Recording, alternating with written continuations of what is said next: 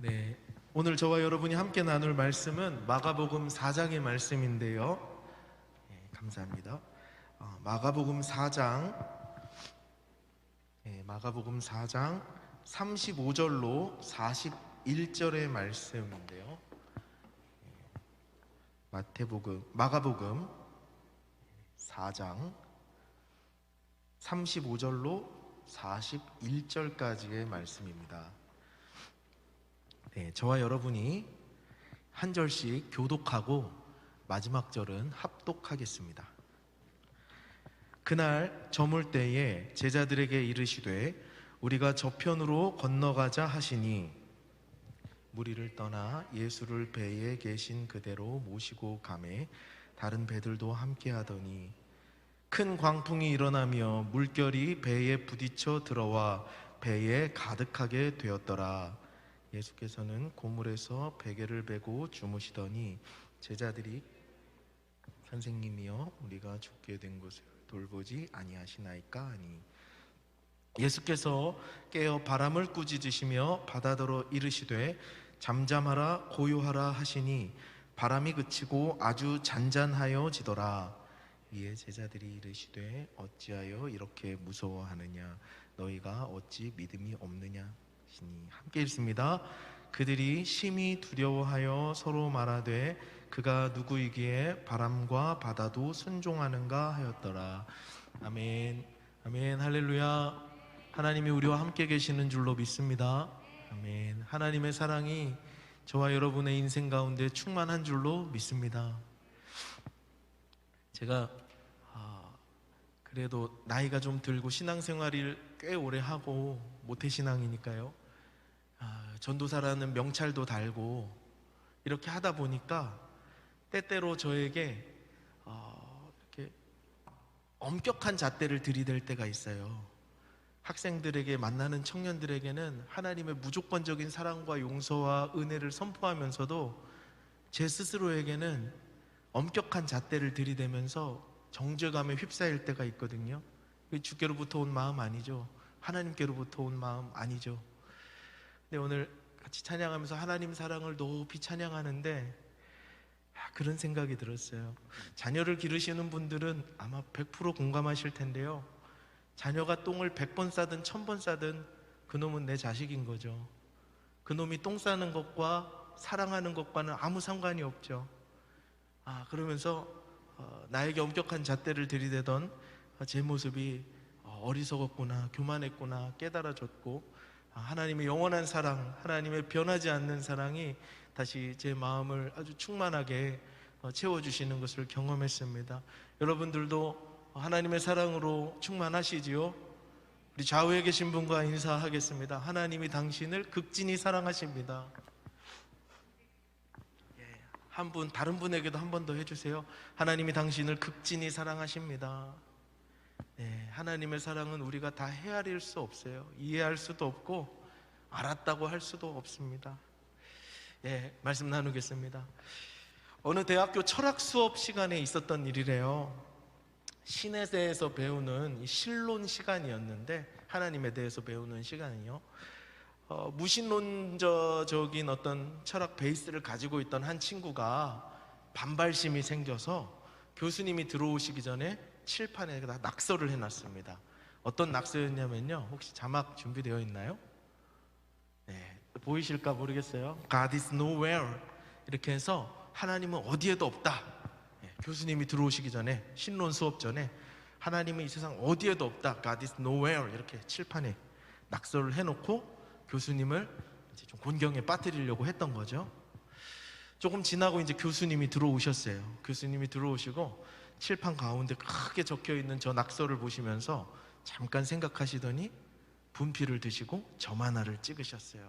교수님이 어떻게 저걸 바꾸셨냐면 God is now here 이렇게 바꾸셨어요. 하나님은 지금 여기에 계신다. 여러분, 우리가 한 번쯤은 들어봤을 법한 익숙한 이야기죠. 우리에게 아주 많은 것을 이야기해주는 짤막한 이야기라고 생각하는데요, 똑같은 문장이지만, 똑같은 알파벳 배열이지만 이 단어를, 이 문장을 어떻게 읽느냐에 따라서 의미가 완전히 달라지죠. God is nowhere로 읽으면 하나님 어디에도 없다가 되지만 God is now here 이렇게 읽으면 하나님은 지금 여기에 계신다는 이야기가 되어요. 여러분, 우리의 인생도 마찬가지입니다. 똑같은 상황이지만 세상의 눈으로 보면 하나님 어디에서도 찾을 수 없어요. 우리의 삶을 세상의 눈으로 보면, 우리의 삶을, 우리의 현실을 세상의 눈으로 보면 하나님을 어디에서도 찾을 수 없습니다. 하지만 똑같은 현실을 믿음의 눈으로 바라보기 시작하면 하나님은 지금 여기에 계시는 줄로 믿습니다. 저는 오늘 이 밤에 저와 여러분이 오늘 이 자리에서 우리와 함께 하고 계시는 그 주님 만날 수 있기를 간절히 바랍니다. 예배의 자리에서도 하나님의 임재를 느낄 수 없다면, 예배의 자리에 성전에 또 시간을 구별하여서 온라인으로 유튜브로 이 예배를 드리는 가운데에도 하나님의 음성을 들을 수 없고 하나님의 임재를 느낄 수 없다면 우리 얼마나 불쌍한 사람이겠어요. 오늘 주님께서 우리와 함께 계심을 우리가 느끼고 경험하고 깨닫는 시간 되기를 바랍니다. 자, 여러분, 믿음의 사람들도요, 믿음이 있는 신앙의 사람들도 하나님이 나와 함께 하신다는 사실을 잊고 살 때가 너무 많습니다. 그렇죠? 우리가 하루하루 살아가다 보면 하나님을 잊어버리고, 나와 함께 하시는 하나님을 잊어버리고 살 때가 너무 많아요. 특별히 두 가지 케이스가 있을 수 있는데요, 믿음의 사람들이 하나님이 함께 하시는 것, 하나님의 임재를 망각하는 두 가지 대표적인 케이스가 있습니다. 첫 번째는요, 배가 불러서예요. 배가 부르고 등이 따시고 소유가 넉넉해지면 하나님 쉽게 잊어버립니다. 나와 지금 여기와 함께 하시는 하나님을 내 배가 부르고 넉넉해지면 잊어버리기 쉬워요. 내가 잘 나가고 만족스럽고 내 힘으로 어지간한 건 다 해결할 수 있고 걱정이 없으면 하나님 잘 안 찾습니다. 그래서 잠언 30장에 보면 똑똑한 지혜자가 이런 고백을 했어요. 잠언 30장 9절 상반절만 제가 한번 읽어볼게요. 혹 내가 배불러서 하나님을 모른다, 여호와가 누구냐 할까 하오며. 지금 지혜자가 걱정하고 있는 거예요. 하나님, 혹시 제가 배가 불러서 등 따시고 배부르고 만족스러워서 하나님 모른다고 하면 어떡하죠? 걱정 어린 기도를 하고 있는 거예요. 맞아요, 여러분. 배부른 사람은 하나님 잘 잊어버립니다. 하나님 찾지 않아도 내 인생이 너무 따뜻하기 때문이죠. 하나님 없어도 예배 한 번, 두 번 안 드려도, 기도 한 번, 두 번 하지 않아도 내 삶이 살만한 거예요. 그래서 하나님 잊어버리기 쉬워요. 재밌는 통계가 있는데요, 기독교라는 종교는 GDP 2만 달러가 되기 시작한 나라에서는 여지없이 감소세를 나타낸대요. GDP 2만 달러가 넘어가서 개발도상국에서 이제 선진국으로 갈까 말까 하고 국민들이 좀 등 따시고 배부르게 살면 기독교의 교세는 하나같이 다 감소하더라는 거예요. 한국교회는 어떤지 아세요? 한국교회는 90년대에 정점을 찍었다고 합니다. 그리고 2000년대 넘어오면서는 이제 점점 줄기 시작했거든요. 저 90년대 초등학생이었는데 90년대 초반에 학창시절을 보냈는데 90년대 초반에 TV에서 하던 캠페인이 생각나요. 범국민 캠페인. 청년분들 전혀 모르시죠? 무슨 소리 하나 이렇게. 나 태어나기도 전에 저는 그때 하늘에 있었습니다. 이렇게. 90년대 초반에 우리나라의 방송에서 막 외치던 캠페인이 뭐였는지 아세요? 과소비를 줄입시다였어요. 기억나시죠? 과소비를 줄입시다. 과소비를 줄입시다. 90년대 대한민국이 잘 살기 시작하고 부유해지기 시작하니까 한국 기독교의 성장은 감소세로 돌아섰어요. 예, 등 따시고 배부르면 하나님 잊어버리기 쉬워요. 두 번째, 사람들은 하나님을 왜 잊어버리는가? 너무 힘들고 너무 깊은 고난에 빠지면 하나님 없다, 하나님 모른다 해버릴 위험이 또 찾아와요. 너무 큰 환난을 당하면 하나님 임재를 망각하고 잊어버립니다. 이 대표적인 예가 성경에 나오죠. 욥기라는 책 통째로 우리에게 그 얘기를 해주고 있는데요, 욥이라는 사람의 케이스를 보면 알 수 있어요. 욥은 어떤 사람이었는가? 동방의 의인이었어요. 흠잡을 데가 없는 최고의 종교인, 최고의 신앙인이었는데 이해할 수 없는 고난이 한순간에 폭풍처럼 몰아닥칩니다. 그리고 욥기 3장부터 38장까지 욥의 절규가 시작돼요. 아무리 기도하고 아무리 부르짖어도 하나님이 응답을 하시지 않아요. 그래서 욥기 23장에 보면 욥이 이런 고백을 합니다. 제가 욥기 23장 8절과 9절을 읽어드리겠습니다. 그런데 내가 앞으로 가도 그가 아니 계시고 뒤로 가도 보이지 아니하며 그가 왼쪽에서 일하시나 내가 만날 수 없고 그가 오른쪽으로 돌이키시나 배울 수 없구나. 극심한 이해할 수 없는 고난에 닥치니까 하나님이 침묵하시고 하나님의 얼굴 빛을 가리우신 것 같고 내 인생에는 싸늘한 냉기만 가득하니까 아무리 불러도 하나님이 느껴지지 않는 거예요. 욥의 절규 어린 고백이죠. 하나님, 내가 찾을 수 없습니다. 하나님 어디 계십니까? 하나님 잊어버리는 거예요. 여러분, 이처럼 감당할 수 없는 시험과 문제, 고난 앞에서 우리네 인생들은 하나님의 임재를 쉬이 잊어버립니다. 하나님보다 문제가 더 크게 보이기 때문이죠. 자, 오늘 저와 여러분이 함께 읽은 이 본문 속에서 제자들도 예수님 함께 계시는, 하나님 함께 계시는 것을 잊어버렸습니다. 문제가 하나님보다 더 크게 보이기 시작했어요. 그래서 영적인 평안을 잊어버리고 평정심을 잃어버리고 믿음마저도 잃어버렸어요. 내용을 간단하게 요약하면 이렇습니다. 날이 저물었어요. 날이 저물기까지는 예수님은, 이 마가복음인데요, 마가복음의 구조상으로는 예수님은 제자들과 엄청난 많은 말씀 사역을 하셨어요. 하루 종일 천국 복음을 풀어 가르치셨어요. 날이 저물자 한적한 곳으로 피하기 원하셔서 배를 띄우고 갈릴리 호수 건너편으로 제자들과 건너가십니다. 예수님은 고물이라고 성경에 나와 있는데요, 고물은 선미래요. 배의 뒷부분, 배의 뒷부분에서 베개를 베고 주무시고 계시고 제자들은 풍랑과 싸우고 있습니다. 갑자기 호수에서 엄청난 파도가 치는 거예요. 그리고 제자들이 힘겹게 싸우고 있고 배에 물이 가득 찰 때쯤 되어서 예수님을 깨웁니다. 그리고 예수님이 일어나시자마자 바람과 바다를 꾸짖으시고 잠잠케 하시고 제자들도 꾸짖으신다는 이 이야기예요. 우리는 아동부 때부터 이야기 너무 많이 들었죠. 제자들도 책망을 받고 바람과 바다도 책망을 받았습니다. 자, 하나님께서는 이 본문을 통해서 광풍을 만난 우리들에게, 광풍을 만난 이들에게 말씀해 주고 계시는데요, 광풍과 같은 인생의 문제를 만난 사람들 어떻게 반응해야 할까요? 무엇을 붙잡고 나아가야 할까요? 하나님께서 이렇게 말씀하십니다. 첫 번째, 우리 한번 같이 읽어볼까요? 시작. 하나님을 가장 먼저 찾으라. 제자들이 만난 광풍은 감당할 수 없을 정도의 광풍이었습니다. 갈릴리는 호수거든요. 성지순례 가보신 분들은 또 아시겠지만 갈릴리는 호수예요. 호수에 광풍이 인들 파도가 얼마나 치겠어요? 바다가 아닌데. 그런데 갈릴리는 특별한 게 있답니다. 이 갈릴리 호수는 지중해 해수면보다 200m 더 아래에 있대요.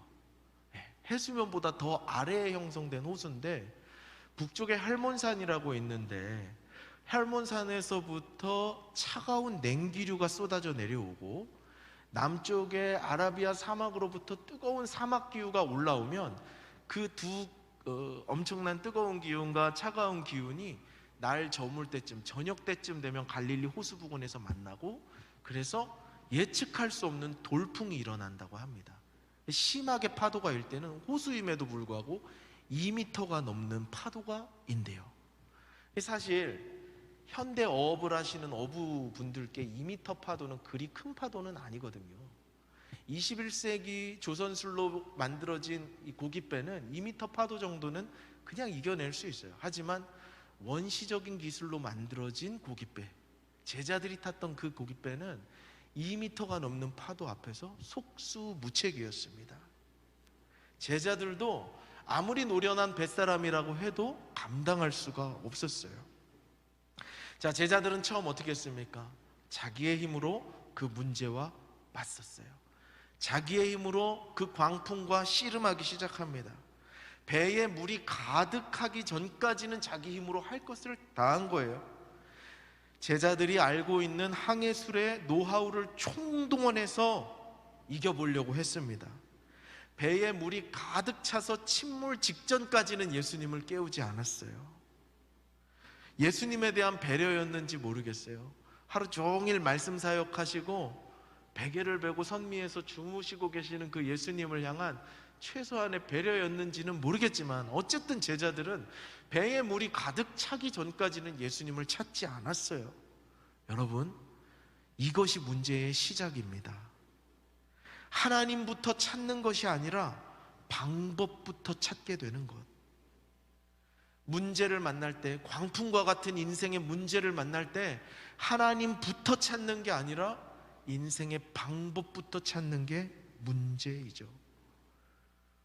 사람들은 인생의 문제를 만날 때 하나님부터 잘 찾지 않습니다. 할 수 있는 한 내 힘으로 해결해 보려고 하죠. 내가 얼마를 가지고 있는지, 내가 얼마의 통장 잔고가 있는지 내 경험을 조사하고요, 내가 가진 지혜를 총동원하고요, 내 힘으로 안 되면 내 전화번호 리스트에 날 도와줄 인맥이 누가 있는지를 헤아리기 시작합니다. 합리적이고 과학적인 방법으로 문제를 풀어보려고 하죠. 그리고 하다 안 되면 쓰디 쓴 마음을 가지고 그제서야 주님을 찾아갑니다. 한계 상황이 되어서야, 배에 물이 가득해서야, 이제 죽기 직전까지 가서야 주님을 찾는 게 우리네 인생들의 모습이에요. 그런데 오늘 본문 36절에 보면요, 재밌는 표현이 있는데요, 예수를 배에 계신 그대로 모시고 갔다라는 표현이 있어요. 자, 여러분, 파도가 일기 시작합니다. 갈릴리 호수를 건너가는데 파도가 일기 시작해요. 예수님 어디 계시죠? 처음부터 그 배에 함께 계셨어요. 폭풍이 치기 시작하고 파도가 넘실대기 시작하고 내 힘으로 싸워보기 시작할 때부터, 처음부터 예수님은 내 곁에 계셨던 거죠. 예수님은 처음부터 아주 가까이 우리와 함께 계셨어요. 그런데 제자들이 부르기 전까지는 예수님도 침묵하시죠. 상상을 해보면요, 2m 넘는 파도가 이렇게 하는데 술이 고주망태된 사람이 아니고서야 아무리 몸이 피곤해도 주무실 수 있을까? 예수님 눈 감고 계시지 않으셨을까 생각해요. 제자들이 부를 때까지 여러분들 이러시지 않으셨을까 이제 생각을 해봤어요. 여러분, 주님은 항상 우리와 가까이 계십니다. 광풍과 같은 문제를 만날 때 내 힘으로 해보기 전에, 합리적이고 과학적인 방법을 찾기 전에 주님부터 찾아야 돼요. 기억하십시오, 여러분. 합리적인 문제 해결, 과학적인 문제 해결 반드시 필요합니다. 이성적인 사고 반드시 필요하지만 그것에 선행되어야 할 것은 주님을 먼저 찾는 거예요. 외마디 비명이라도 지르듯이 주여 한번 부르고 기도하는 것입니다. 갑작스러운 전화가 걸려와서 인생에 엄청 큰 문제가 닥쳤다는 비보를 알릴 때, 내 생각이 멈춰버리고 이성이 멈춰버리고 어찌해야 될지를 모를 때 외마디 비명이라도 지르듯이 우리 주님을 부르는 거예요. 제일 먼저 해야 될 게 하나님을 찾는 겁니다. 그렇다면요, 여러분, 왜 제자들은 가까이 계신 예수님을 안 찾았을까요? 왜 제자들은 예수님 바로 그 제자들이 탔던 고깃배가 수십 톤, 수백 톤, 수천 톤의 배였겠습니까? 작은 그냥 나무로 만든 고깃배, 우리가 흔히 영화에서 보던 그 정도 수준의 배였을 거라고요. 예수님 저기 계시는 걸 분명히 알면서도 왜 안 찾았을까요? 38절에서 단서를 좀 찾아볼 수 있을 것 같은데요, 말씀드렸다시피 예수님은 고물에서 베개를 베고 누워 계셨거든요. 주무시고 계셨거든요. 그리고 마가복음의 구조상으로는 이 앞쪽에 예수님의 말씀 사역이 아주 길게 펼쳐지고 있거든요. 그러니까 아마 제자들이 예수님을 배려했던 것 같아요. 우리 선생님 고나여서 주무시고 계시니까 우리가 하자. 우리 힘으로 해보자 이렇게 생각했는지도 모르죠. 또 어쩌면 우리 예수님 뱃사람도 아닌데 깨워야 뭐하냐, 우리가 처리하자. 예수님을 향한 최소한의 배려하는 마음으로 예수님을 안 깨웠던 것 같아요. 여러분, 그런데 배려라는 것도요, 대상을 가려가면서 해야 됩니다. 자칫 잘못하면 배려가 모독이 될 수 있어요. 아시죠, 여러분? 대상을 잘못 배려했다간 그 사람에 대한 모독이 됩니다. 제가 재밌는 에피소드가 하나 있는데요, 제 아들이 5살 때 제가 이제 아는 어떤 어르신 선물을 준비해야 돼서 아내가 아들과 함께 백화점에 그 어르신 선물을 구입하러 백화점에 갔어요. 그래서 백화점 구경하고 이제 드릴 만한 선물을 사가지고 오는데, 백화점 한 8층, 7층 가면은 그 식당가가 있잖아요. 그리고 백화점 식당가들은 의뢰 좀 고급스러운 식당들이잖아요. 근데 이제 제 아들이 하민이가 이것도 보고 있을까 모르겠네요. 하민이가 케이크를 하나 봤는데, 백화점이니까 얼마나 예쁜 케이크를 팔아요.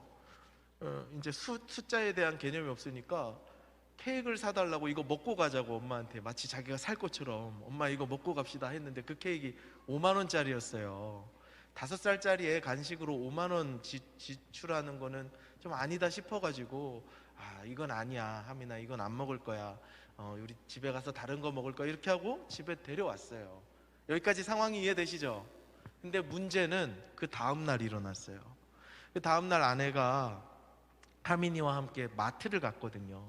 마트에 가면 의뢰이 사오는 이 도너츠 패키지가 있어요. 아마 여러분들도 보시면 아실 텐데, 이렇게 도너츠가 들어있는 패키지를 잘 사다가 먹고 아이가 그걸 참 좋아했거든요. 그래서 아내가 하민이에게, 하민아 우리 이거 도너츠 사다가 먹을까? 이렇게 물어봤더니 아이의 대답이 충격적이었어요. 아니, 안 먹을 거야, 나 꼭 참을 거야, 이러는 거예요. 이 녀석이 뭘 안다고. 아내가 너무 속이 상해가지고 저녁 늦게 퇴근한 저한테 그 이야기를 해주는데, 이제 아들은 자고 있죠. 아내도 기분이 약간 안 좋고, 저도 그 이야기를 듣는데 제 기분이 어땠겠어요? 야, 우리 하민이 대견하다. 5살임에도 불구하고 벌써부터 경제관념이 생겨서 가정경제를 생각하고 도너츠 꾹 참고 안 먹었네, 기쁘다, 장하다, 크게 될 놈이다, 이렇게 생각했을까요? 아니요. 막 안에서 뭔가 욱하고 올라왔어요. 이 녀석이 왜 아빠를 배려하는 듯한 말을 하지? 걔는 그 말의 뜻이 뭔지 모르고 그냥 한 거예요. 그 말을 어디서 배운 거예요. 참을 거야 라는 말을 어디서 배우고 그냥 한 건데, 그 말을 제가 이제 그렇게 해석하니까 이 아들 녀석이 아빠를 배려하나? 아빠의 주머니 사정을 배려하나? 이렇게 생각하니까 기분 하나도 안 좋고 막 화가 나는 거예요. 속에서 막 욱하는 감정이 막 올라오는 거예요. 무슨 말인지 이해되시죠? 여러분, 배려는 아무한테나 하는 게 아니에요. 창조주이신 하나님께 인간이 무엇을 배려할 수 있겠습니까? 하나님 사정을 봐가면서 기도합니까? 아니에요. 하나님을 배려할 필요 없어요. 하나님을 존경하고 우리의 사랑을 고백하고 경배하지, 우리가 배려할 대상이 아니에요. 제자들은 착각하고 있었던 거예요.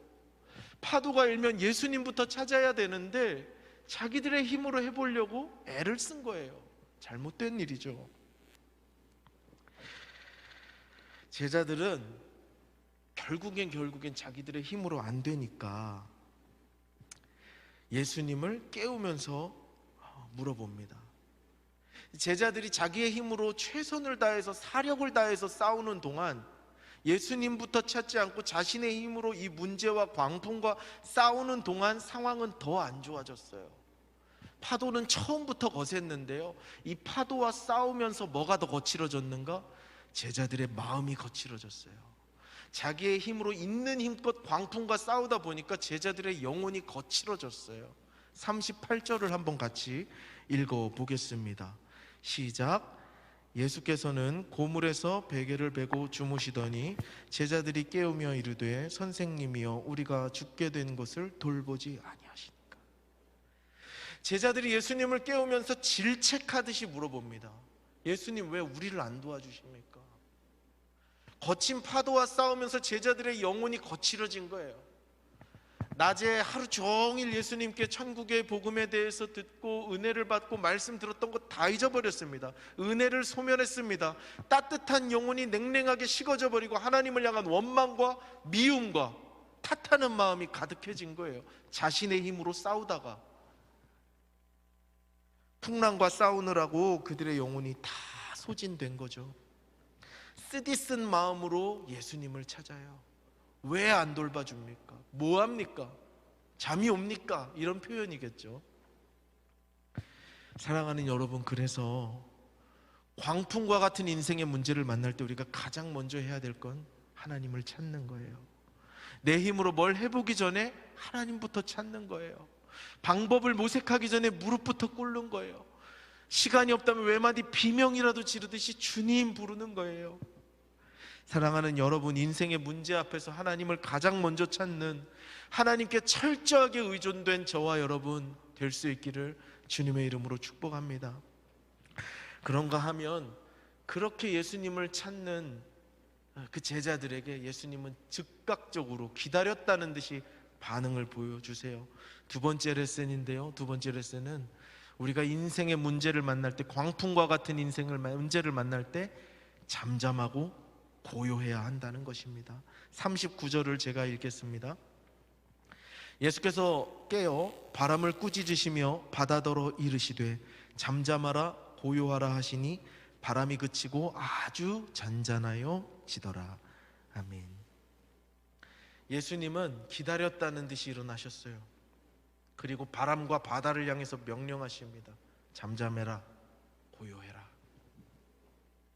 여러분, 예수님께서 바다와 바람을 향해서 잠잠해라, 고요해라 명령하셨지만 이것은 동시에 제자들을 향한 명령이기도 했습니다. 제자들이 들어야만 하는 명령이었어요. 왜냐하면 지금 제자들의 마음은 성난 바다보다도 더 크게 성이 나 있거든요. 제자들의 마음은 요동치는 배보다 더 크게 요동치고 있거든요.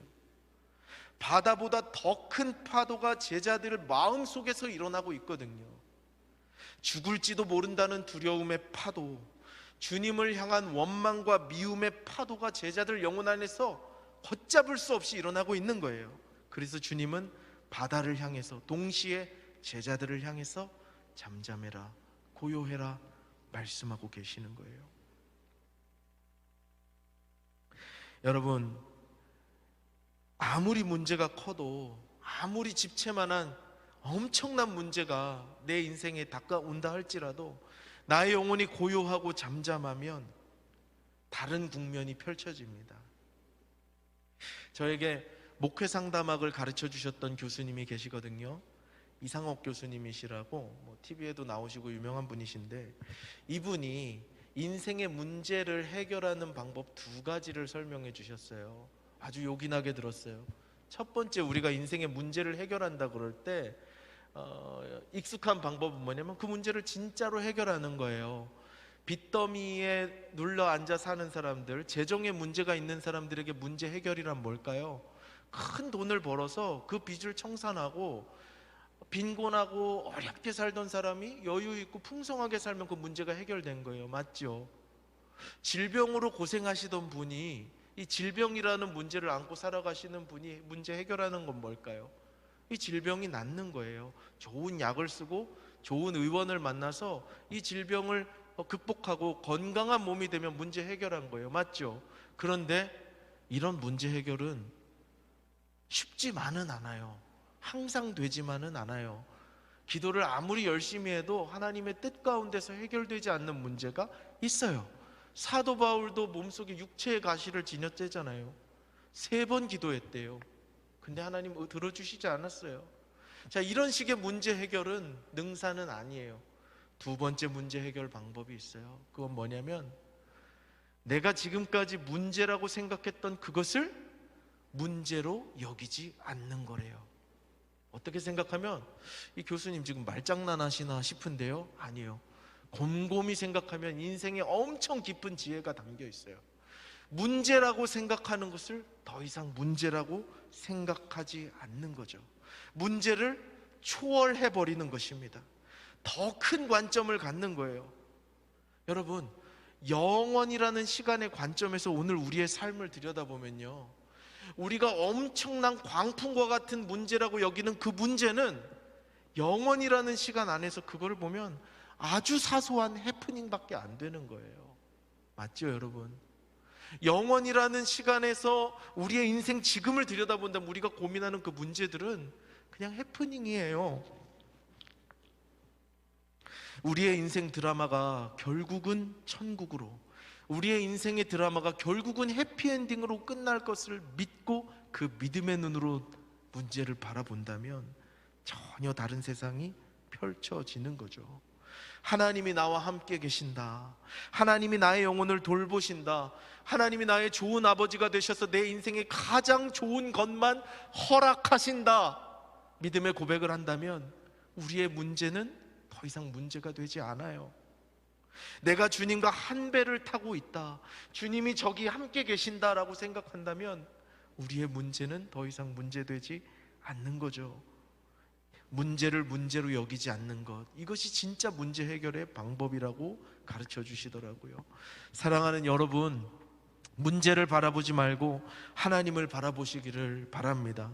문제를 생각하지 말고 문제보다 크신 하나님을 생각하는 거예요. 사람은 신기해요. 생각하면 할수록, 그것을 바라보면 바라볼수록 그 대상이 커져요. 문제를 계속 생각해 보십시오. 여러분이 문제라고 생각하는 그것을 날로 고민하고 계속 쳐다보십시오. 그건 점점 더 커질 것입니다. 그러나 하나님을 계속 생각하고 묵상해 보세요. 하나님이 커지는 만큼 문제는 작아질 것입니다. 하나님의 전능하심을 경험하게 될 거예요. 그래서 하나님은 우리가 문제 앞에서 잠잠하고 고요하기를 원하시는 거예요. 문제 앞에서 요동치지 않고 잠잠하고 고요하게 주님 바라볼 수 있기를 원하시는 거죠. 여러분, 이건 마인드 컨트롤이 아닙니다. 요가, 명상, 참선 이런 거 아닙니다. 하나님을 바라보기 때문에 문제보다 더 크신 하나님께 나의 영적인 시선이 완전히 집중되어 있기 때문에 다른 것들이 작아지는 거예요. 자, 바람과 바다를 향해서 꾸짖으신 예수님이 한 말씀 더 하십니다. 제자들에게요. 40절의 말씀을 제가 한번 읽어보겠습니다. 40절입니다. 이에 제자들에게 이르시되 어찌하여 이렇게 무서워하느냐, 너희가 어찌 믿음이 없느냐 하시니. 제자들에게 두 가지를 책망하시는데 그 핵심은 뭐냐? 믿음이 없는 거예요. 니들 왜 믿음이 없느냐? 예수님이 책망하세요. 제자들의 가장 큰 문제는 무엇인가? 믿음이 없다는 거였어요. 우리가 신앙생활하면서 이 믿음이라는 단어를 참 오해를 많이 하고 살아가는 것 같아요.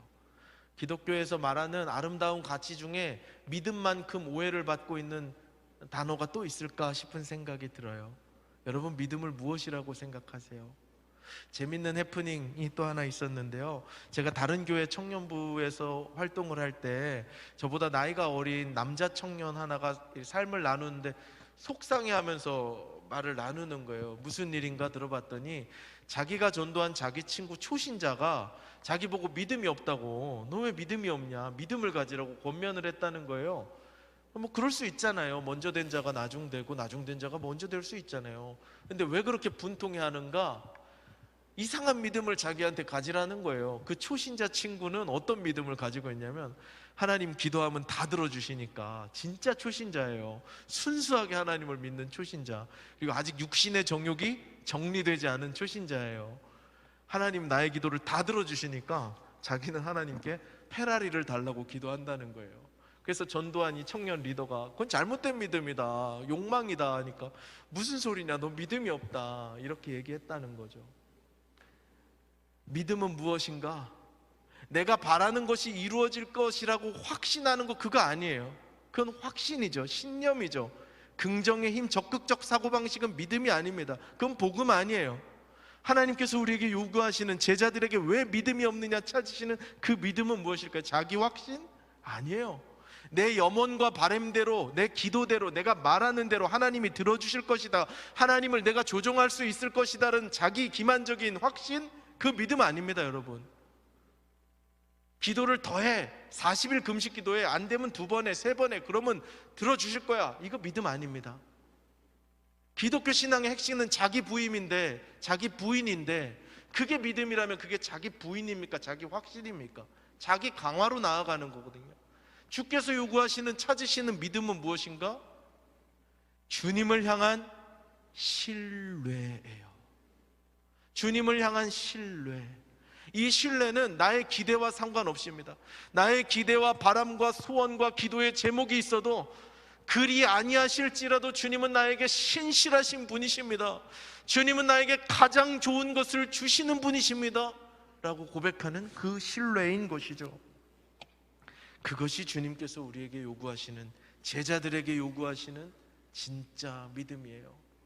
여러분, 문제 앞에서 하나님을 어떻게 믿고 계십니까? 내 기도가 부족해서 이 문제가 해결되지 않는다고 생각하세요? 그럴 수도 있는데요, 자칫하면 그것은 치성을 드리는 샤머니즘으로 갈 수 있습니다. 우리의 믿음은 자기 확신이 아닙니다.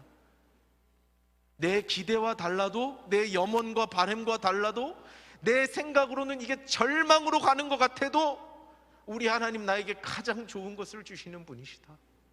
내 눈에 보이지 않아도, 내 귀에 들리지 않아도 우리 주님 내 곁에 아주 가까이 계시는 분이시다. 이걸 고백하는 신뢰, 그걸 우리 주님 찾고 계시는 거예요. 마지막으로 오늘 이야기를 조금 더 깊이 살펴보겠습니다. 41절의 말씀인데요, 한번 같이 읽어보겠습니다. 시작. 그들이 심히 두려워하여 서로 말하되 그가 누구이기에 바람과 바다도 순종하는가 하였더라. 일이 이제 끝났어요. 막 요동치던 파도가 잠잠해졌습니다. 자, 파도 때문에 두려웠어요, 제자들은. 파도가 잠잠해지면 제자들 반응 어떻게 해야 될까요? 고요하고 잠잠해져야겠죠. 근데 41절 결론에 뭐라고 그럽니까? 제자들은 더 크게 두려워했어요. 이 두려움은 다른 두려움입니다. 예수님의 능력을 보기 전까지는 문제를 두려워했어요. 그런데 예수님을 경험하고 난 다음부터는 예수님을 두려워하는 거죠. 바람과 바다가 잔잔해졌잖아요. 천지 만물이 예수님의 말씀의 권위 앞에 잠잠해진 거잖아요. 이런 이야기는 구약에 자유주 반복되면서 나오는 모티브거든요. 그런데 바람과 바다, 해와 별, 바람을 타시고 다니신다, 이런 어떤 바람과 바다를 잔잔케 하시고 천지 만물을 주관하시는 하나님의 이야기는 항상 창조주의 맥락에서 나와요. 그러니까 오늘 이 이야기는 무슨 이야기를 하는 거냐면요, 바람과 바다가 주인공이 아닙니다. 제자들의 믿음이 주인공도 아닙니다. 오늘 이 이야기의 핵심과 주제는 무엇인가 하면, 제자들이 그냥 같이 다녔던 그 예수님, 나와 같이 밥을 먹고 내 곁에 계시면서 나와 같이 냄새를 풍기시고 나와 같이 배고파하시고 나와 같이 똑같은 육신으로 나와 함께 계셨던 그 예수님이 하나님이시다라는 선포가 이 이야기의 핵심인 거예요. 제자들은 그래서 깜짝 놀란 거예요. 제자들이 알고 있는 구약 신학 안에서는 바람과 바다는 하나님 말밖에 안 듣거든요. 바람과 바다는 천지의 창조주 하나님께만 굴복하거든요. 그런데 나와 같이 계셨던 베개 베고 주무시는 아무것도 아닌 것 같은 우리 주님이라고도 안 하죠. 선생님이 그 하나님이신 걸 보고 놀라는 거예요. 오늘 복음의 핵심은 그것입니다. 예수님이 우리의 하나님이세요. 예수님이 우리의 모든 문제와 상황, 어려움을 잠재우실 수 있는 유일하신 하나님이시다라는 것을 오늘 본문이 선포하고 있는 거예요. 도전합니다, 여러분. 여러분들의 하나님은 누구입니까? 저와 여러분이 하나님으로 모시고 있는 것은 무엇입니까? 무엇이 우리의 인생의 광풍을 잠재울 수 있다고 생각하십니까? 그것이 우리의 하나님이에요. 내 문제를 무엇이 해결할 수 있다고 생각하십니까? 그게 우리 하나님이에요. 돈으로 해결할 수 있다고 생각합니까? 돈이 나의 하나님인 거예요. 내 스펙이 해결할 수 있다고 생각합니까? 스펙이 나의 하나님인 거예요. 나의 백그라운드, 나의 가정 배경, 이런 것들이 해결할 수 있다고 생각하세요? 그게 내 하나님입니다. 근데 오늘 말씀은 뭐라고 선언하시죠? 주 예수님, 우리와 언제나 함께 계시는 그 예수님, 보이진 않지만 들리진 않지만 오늘도 지금 여기에서 나와 함께 이 예배 가운데 좌정하시고 나의 노래에 귀를 기울이시고 말씀을 통해서 나에게 다가오시고 나의 기도에 귀를 기울이고 계시는, 언제나 내 곁에 계시는 그 예수님, 그 예수님이 하나님이시라고 오늘 성경은 우리에게 부르짖어 선포하고 있습니다. 사랑하는 여러분, 주 예수님만을 우리의 하나님으로 고백하면 살아가는 믿음의 사람들 될 수 있기를 간절히 바랍니다. 세상은 이런 소리 하면 미쳤다 그래요. 예수님이 나의 광풍을 해결하실 거다, 마침내 예수님이 나타나 도와주실 거다, 이런 얘기하면 이렇게 할지 모르죠. 여러분, 직장에서 그리스도인들 사귀시죠? 그리스도인들과 이런 고백할 수 있습니까? 못하죠. 우리의 믿음이 그 정도인 거예요. 여러분, 담대하게 선포하십시오. 예수님이 우리의 하나님 되시는 줄로 믿습니다. 저와 여러분의 모든 인생의 광풍과 같은 문제들을 해결하실 수 있는 유일하신 분, 오직 예수 그리스도밖에 없는 줄로 믿습니다.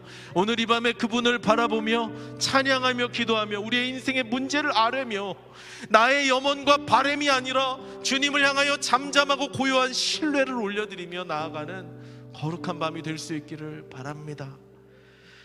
하나님 아버지, 광풍과 같은 인생의 문제 앞에서 요동치는, 파도보다 더 크게 요동치는 우리의 연약함을 바라봅니다. 우리의 믿음 없음을 불쌍히 여겨주시고 주님을 잠잠히 고요히 바라볼 수 있게 도와주시옵소서. 나의 염원과 바람이 이루어질 것이라는 확신이 아니라 그리 아니하실지라도 나의 삶을 가장 좋은 길로 인도하고 계신다는 믿음과 신뢰를 드리며 나아가는 하나님의 신실한 백성들 될 수 있게 도와주시옵소서. 우리의 연약한 믿음 붙잡아 주시옵소서. 구주 예수님의 이름으로 기도드립니다.